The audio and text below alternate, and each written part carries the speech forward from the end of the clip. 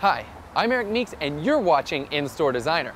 Today we're meeting with Patrick, the owner of Rehab Vintage Interiors. He takes classic pieces of Americana and rehabilitates them. Let's go inside and find out what's in store.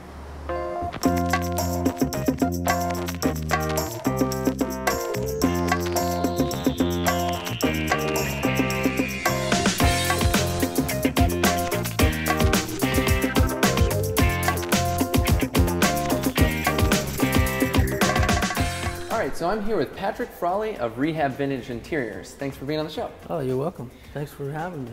So tell me, what is Rehab Vintage Interiors all about? In addition to our core product of steel, or refurbished steel, we also do a lot of salvage and make things from scrap or what other people might consider to be junk. So we have a lot of one-of-a-kind pieces, like maybe this vacuum. This is an old Kenmore vacuum from about the 30s, which is a canister vacuum. And it's pretty unique because it's on its own little cart stand. Right, yeah, it's its own little dolly. You can just move it around, the lamp around itself. Exactly. It was made on a dolly, and we just added some plumbing pipe and an old medical lamp shade, wired it up, and it's, you know, a great piece. This over here looks actually like old cinema reels. These are exactly old film reels that we polish and we brush them out and clear coat them. And the bases are from old chairs. Right, I reckon it's like the aluminum group. Yeah. Oh, I like this. How would somebody use this in their home? That would be challenging.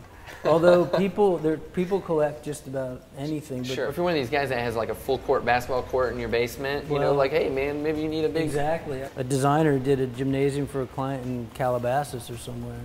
They were looking for all sports stuff. Why do a gym without a scoreboard? Exactly. Even if it's baseball. So this is obviously an old compressor tank that's now become a coffee table? Exactly. This is a compressor tank this was done by an artist, a local blacksmith fabricator, Nick Such. Well, this is all just metal he had in his shop. Right. And did the grid work out of piping. And, yeah, it looks like some of these supports here actually go into like the inlets of the actual compressor. Exactly. I mean, our primary goal is to not have good things be thrown away. We're really trying to just use what's out there, really trying to focus on like American scrap and mid-century design stuff. I noticed over here you have this really excellent table that looks like it's made out of an old bowling alley. It is indeed. All right, let's take a look at this. This one is hard pine, which is, I believe this piece was part of the alley before the actual alley that you bowl on. So this is the part you would walk around on. Yeah, the approach. Where you come up and walk on, and then from there down would be where the alley was. This isn't just for a bowler, you know. This is a piece of Americana, I think. Oh, definitely.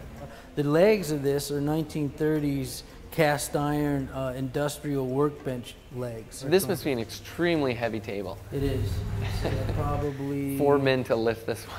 I think this table's probably 500 pounds. Wow.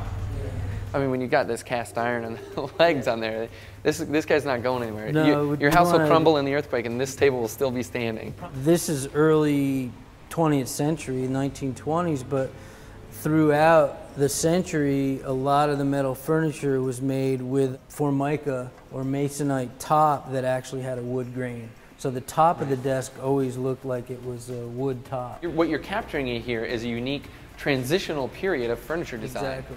I think you've shown me how, you know, vintage furniture doesn't have to be what you normally think, but it can be this, you know, unique amalgamation of old pieces that could have been thrown out. That can be given a second life into a new piece of furniture. Exactly. All right, well, Patrick, thanks so much for being on In-Store Designer. It's been a pleasure. Appreciate it. Thanks for coming by, gentlemen.